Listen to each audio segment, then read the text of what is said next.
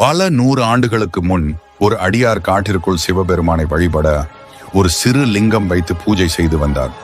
காலப்போக்கில் அந்த காட்டில் உள்ள பல உயிரினங்களும் சிவனை வழிபடத் தொடங்கின. ஒரு சிறிய சிலந்தி அந்த லிங்கத்தின் மீது தூசு படிவதை கவனித்தது. இது என் இறைவன், இவர் மீது தூசி படியக்கூடாது என எண்ணி சிலந்தி தனது உமிழ்நீரால் ஒரு நெகிழ்வான வலையை பின்னி லிங்கத்தின் மீது மழை மற்றும் தூசி விழாமல் பாதுகாக்க ஆரம்பித்தது. ஒரு நாள் கனமழையுடன் கடும் காற்று வீசியது. அதில் சிலந்தியின் வலை துண்டிக்கப்பட்டு விழுந்தது. ஆனால் சிலந்தி விடாமுயற்சி கொண்டது. மீண்டும் மீண்டும் வலை பின்னியது. இறுதியாக மிகப்பெரிய இடியுடன் ஒரு மின்னல் அதில் விழுந்தது. சிலந்தியும் அதனுடன் கருகி போனது.